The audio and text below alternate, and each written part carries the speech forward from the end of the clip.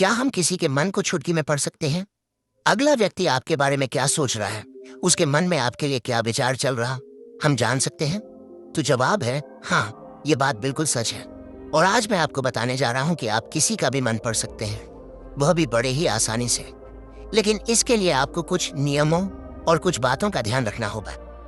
किसी के मन की बात को पढ़ने की स्वतंत्रता हर किसी में होती है, बशर्ते आप इसे सही तरीके से सीखें और अभ्यास करें। आज हम इस कला को आचार्य चाणक्य की नीतियों और बुद्धिमत्ता के आधार पर समझेंगे। एक बार चाणक्य अपनी कुटिया के बाहर बने छोटे से बगीचे में गए और एक गुलाब का फूल तोड़कर लाए।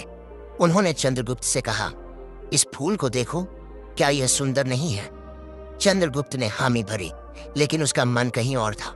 चाणक्य ने फिर पूछा, क्या तुम्हें गुलाब की खुशबू पसंद है? चंद्रगुप्त ने जल्दी से जवाब दिया, हाँ आचार्य, बहुत अच्छी है। चाणक्य ने हल्के से हंसते हुए कहा, युवक, तुमने फूल को सूंघा ही नहीं, फिर खुशबू कैसे पसंद आई? चंद्रगुप्त सकपका गया।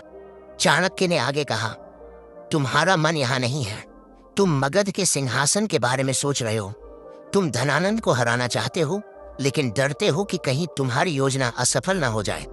चंद्रगुप्त की आंखें आश्चर्य से फैल गई। उसने सोचा, यह कैसे संभव है? मैंने तो कुछ कहा ही नहीं। चाणक्य ने चंद्रगुप्त को बैठने का इशारा किया और बोले, मन को पढ़ना कोई जादू नहीं है चंद्रगुप्त, यह एक कला है जो अभ्यास और शांति से आती है। मैंने तुम्हारी आंखों में वह आग देखी जो एक योद्धा की होती है। तुम्हारे चेहरे की रेखाएं मुझे बता रही थीं कि तुम किसी बड़े लक्ष्य के लिए बेचैन हो। तुम्हारी उंगलियां बार बार एक दूसरे से टकरा रही थीं, जो तुम्हारे डर और संकोच को दर्शाता है। और जब मैंने तुमसे फूल के बारे में पूछा, तुमने जल्दबाजी में जवाब दिया, क्योंकि तुम्हारा मन कहीं और था। चंद्रगुप्त ने पूछा, आचार्य, आपने यह सब कैसे जाना? क्या यह कोई तंत्र मंत्र है? चाणक्य हंसे और बोले, नहीं, यह तंत्र मंत्र नहीं, बल्कि मन की शांति और दूसरों के हाव भाव को समझने की कला है। मैंने अपने मन को इतना शांत कर लिया है कि मैं दूसरों के मन की हलचल को सुन सकता हूँ। चाणक्य ने चंद्रगुप्त को अपने साथ एक प्रयोग करने को कहा।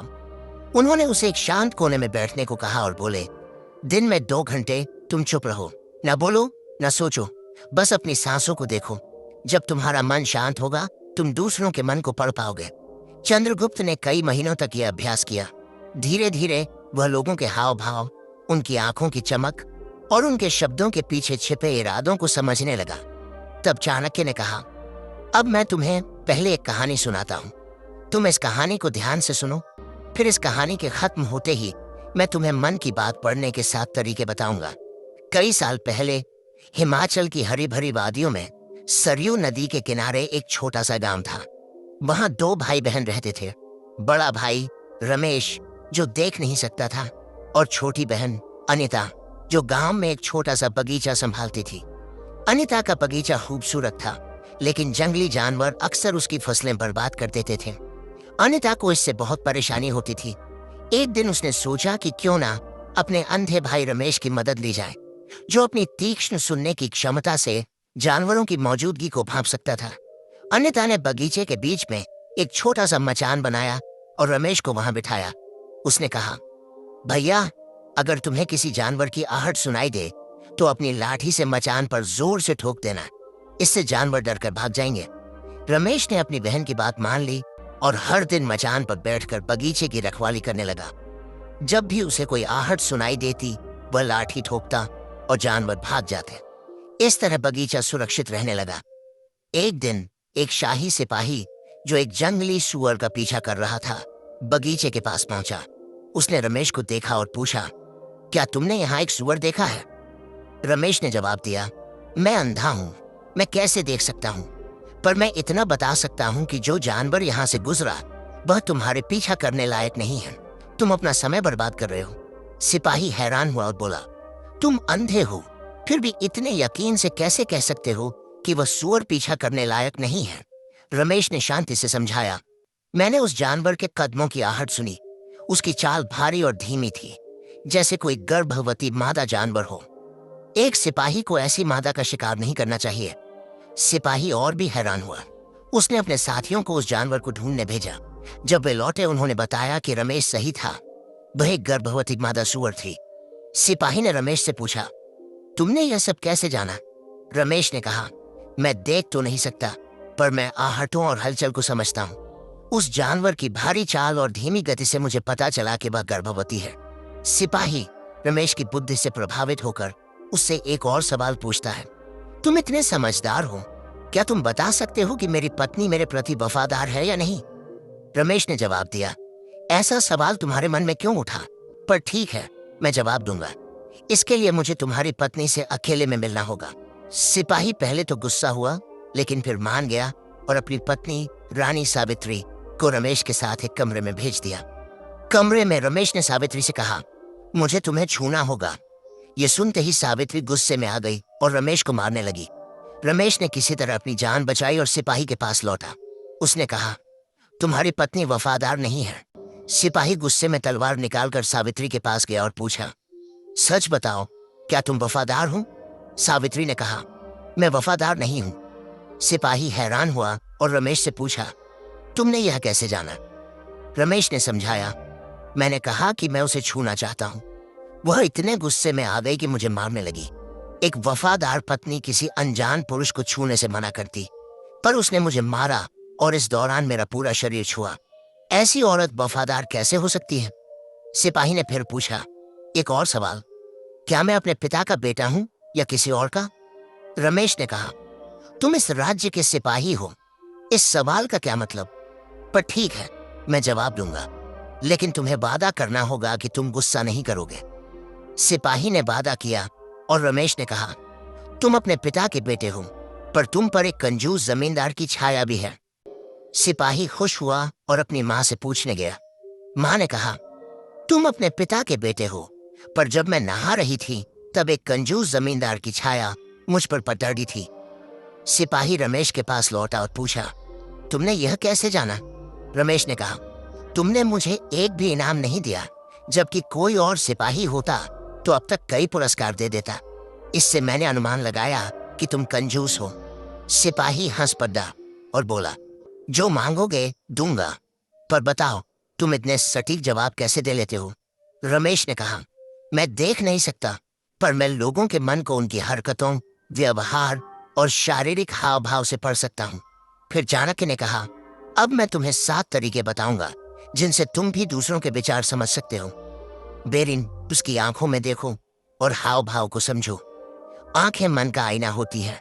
जब आप किसी की आंखों में गहराई से देखते हैं तो उनके चेहरे की सूक्ष्म हलचलें, जैसे भौहों का हल्का सा उठना, होंठों की तनिक सी मुस्कान या नजरों का इधर उधर जाना, उनके मन की कहानी बयान करती है। उदाहरण के लिए, अगर कोई व्यक्ति आपसे नजरें चुराता है तो शायद वह कुछ छिपाने की कोशिश कर रहा है। वहीं आत्मविश्वास से भरी नजरें दृढ़ता का संकेत देती हैं। हाव भाव भी उतने ही महत्वपूर्ण है। व्यक्ति के बैठने का तरीका, हाथों की गति या चेहरे की रेखाएं उनकी भावनाओं को उजागर करती हैं। इस कला को सीखने के लिए आपको एक जासूस की तरह चौकस बनना होगा। कल्पना करें कि आप एक बाज की तरह हैं, जिसकी नजर हर छोटी सी हलचल पर टिकी है। रोजमर्रा की जिंदगी में जब आप किसी से मिलें, चाहे वह बाजार में कोई दुकानदार हो या कार्यालय में सहकर्मी, उनके चेहरे को ध्यान से देखें। क्या उनकी मुस्कान सच्ची है या सिर्फ औपचारिक? क्या उनकी आंखों में उत्साह है या उदासी? शुरू में यह मुश्किल लग सकता है, लेकिन धीरे धीरे आप छोटी छोटी बातों को पकड़ना सीख जाएंगे। रोज 5 मिनट तक किसी एक व्यक्ति के हाव भाव का अवलोकन करें। उनकी आंखों, चेहरे और शरीर की मुद्रा पर ध्यान दें। एक डायरी में नोट करें कि आपको क्या संकेत मिले। समय के साथ आप बिना शब्दों के ही लोगों के मन को पढ़ना शुरू कर देंगे। यह अभ्यास आपको एक कुशल मनोवाचक बनाएगा, जो दूसरों की भावनाओं को तुरंत भांप लेता है। 2. उसे बोलने का मौका दो। वह जितना बोलेगा उतना समझना आसान होगा। लोगों के मन को समझने का सबसे सरल तरीका है उन्हें खुलकर बोलने देना। जब कोई व्यक्ति अपनी बात कहता है तो उसके शब्द, लहजा और बोलने का अंदाज उसके मन के रहस्यों को उजागर करता है। कई बार लोग जो कहते हैं उससे ज्यादा उनके शब्दों के बीच का रुकना, उनकी आवाज का उतार चढ़ाव या बार बार दोहराए गए शब्द उनके मन की गहराई को दर्शाते हैं। इस कला को सीखने के लिए आपको एक धैर्यवान श्रोता बनना होगा। बातचीत में जल्दबाजी न करें। सामने वाले को अपनी बात पूरी करने दें। उनके शब्दों पर ध्यान दें लेकिन उससे ज्यादा उनके बोलने के तरीके पर। क्या वे रुक रुक कर बोल रहे हैं? क्या उनकी आवाज में आत्मविश्वास है या हिचकिचाहट? क्या वे कुछ शब्दों पर ज्यादा जोर दे रहे हैं? अगली बार जब आप किसी से बात करें तो कम से कम 5 मिनट तक बिना टोके उनकी बात सुने। उनके शब्दों, लहजे और रुकावटों पर ध्यान दें। बाद में विश्लेषण करें कि उनके बोलने के तरीके ने क्या संकेत दिया। यह अभ्यास आपको एक बेहतर श्रोता बनाएगा और दूसरों के मन को समझने में मदद करेगा। 3. अपने मन को शांत करो। मन पढ़ने की सबसे बड़ी शर्त है कि आपका अपना मन शांत हो। अगर आपका मन विचारों, चिंताओं या कल्पनाओं से भरा है तो आप दूसरों के मन की हलचल को नहीं सुन पाएंगे। एक शांत मन ही दूसरों की भावनाओं को गहराई से समझ सकता है। शांति का मतलब है अपने विचारों को थामना, अपनी आंतरिक हलचल को रोकना। ये एक ऐसी अवस्था है जहां आप न तो अतीत में खोए हैं न भविष्य की चिंता में। आप बस वर्तमान में हैं और आपका मन एक शांत झील की तरह स्थिर है। इस अवस्था में आप दूसरों की ऊर्जा और भावनाओं को स्पष्ट रूप से महसूस कर सकते हैं। इस शांति को प्राप्त करने के लिए ध्यान, मेडिटेशन सबसे प्रभावी तरीका है। रोज 10 से 15 मिनट के लिए एक शांत कोने में बैठें। अपनी सांसों पर ध्यान केंद्रित करें। विचार आए लेकिन उनमें न उलझें। उन्हें बादल की तरह तैरते हुए देखें और जाने दें। शुरू में आपका मन भटकेगा, लेकिन धीरे धीरे यह शांत होने लगेगा। दिन में एक समय चुनें जब आप पूरी तरह चुप रहें। कोई बात न करें, न सोचें, बस अपनी सांसों को देखें। यह अभ्यास आपके मन को शांत करेगा और दूसरों के मन को पढ़ने की आपकी क्षमता को बढ़ाएगा। 4. शारीरिक भाषा का विश्लेषण करें। शारीरिक भाषा मन का खुला पत्र है। व्यक्ति के बैठने का तरीका, हाथों की गति और शरीर की मुद्रा उनके मन की स्थिति को दर्शाती है। उदाहरण के लिए, अगर कोई व्यक्ति बात करते समय अपनी बाहें बंद रखता है तो वह रक्षात्मक हो सकता है। अगर वह सीधा बैठता है और खुली मुद्रा में है तो वह आत्मविश्वास से भरा हो सकता है। भाषा को समझने के लिए आपको एक गहरे अवलोकनकर्ता बनना होगा। कल्पना करें कि आप एक चित्रकार हैं और सामने वाला व्यक्ति एक कैनवास है जिसकी हर रेखा कुछ कह रही है। उनके हाथों की गति, उनके पैरों की स्थिति और उनके कंधों का झुकाव सब कुछ एक कहानी कहता है। सामाजिक सभा में लोगों की शारीरिक भाषा का अवलोकन करें। नोट करें कि उनकी मुद्रा और गतिविधियां क्या कह रही हैं। समय के साथ आप शारीरिक भाषा के सूक्ष्म संकेतों को पढ़ना सीख जाएंगे। ऊर्जा और भावनाओं को महसूस करें। हर व्यक्ति एक ऊर्जा क्षेत्र बनाता है जो उनकी भावनाओं को दर्शाता है। एक शांत मन इस ऊर्जा को महसूस कर सकता है। यह ऊर्जा आपको बताती है कि व्यक्ति खुश है, तनावग्रस्त है या उदास। इस ऊर्जा को महसूस करने के लिए आपको अपनी अंतर्ज्ञान को जागृत करना होगा। यह एक ऐसी अनुभूति है जो आपको बताती है कि कुछ ठीक है या नहीं। उदाहरण के लिए, आप किसी से मिलते हैं और वह मुस्कुरा रहा है लेकिन आपको लगता है कि कुछ गलत है। यह आपकी अंतर्ज्ञान की आवाज है जो उनकी ऊर्जा को पढ़ रही है। एक बार मैं एक पार्टी में गया जहां एक व्यक्ति बहुत हंस बोल रहा था, लेकिन जब मैंने उससे बात की तो मुझे उसकी ऊर्जा में एक खालीपन महसूस हुआ। मैंने उससे गहराई से बात की और उसने बताया कि वह अपने करियर में असफलता से जूझ रहा था। करीबी के साथ बैठें और उनकी ऊर्जा को महसूस करने की कोशिश करें। क्या उनकी ऊर्जा सकारात्मक है या भारी? अपनी अंतर्ज्ञान पर भरोसा करें। यह अभ्यास आपको दूसरों की भावनाओं को समझने में निपुण बनाएगा। 6. सवाल पूछकर गहराई में जाएं। सही सवाल पूछना मन पढ़ने का एक शक्तिशाली हथियार है। सवाल व्यक्ति को खुलने के लिए मजबूर करते हैं और उनके मन की गहराई को उजागर करते हैं। पूछते समय खुले और गैर निर्णयात्मक सवाल चुनें, जैसे आप इस बारे में क्या सोचते हैं या यह आपको कैसा लगता है। उनके जवाबों में छिपे संकेतों पर ध्यान दें। अगर कोई सवाल का जवाब टालता है तो शायद वह कुछ छिपा रहा है।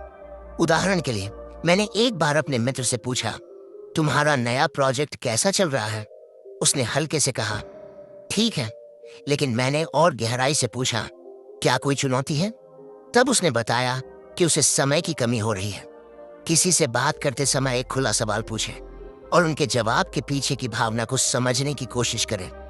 यह अभ्यास आपको उनके मन की गहराई तक ले जाएगा। 7. निरंतर अभ्यास और धैर्य रखें। मन पढ़ने की कला एक दिन में नहीं आती। यह निरंतर अभ्यास और धैर्य का परिणाम है। कला को सीखने के लिए आपको रोज छोटे छोटे कदम उठाने होंगे। हर दिन लोगों के हाव भाव, उनकी ऊर्जा और उनकी बातों पर ध्यान दें। अपनी प्रगति को नोट करें। अगर आप किसी की भावना को गलत समझ लेते हैं तो विश्लेषण करें कि आप कहाँ चूक गए। उदाहरण के लिए, मैंने शुरू में कई बार लोगों के हाव भाव को गलत समझा, लेकिन हर गलती से मैंने सीखा और अब मैं छोटी छोटी बातों को आसानी से पकड़ लेता हूँ।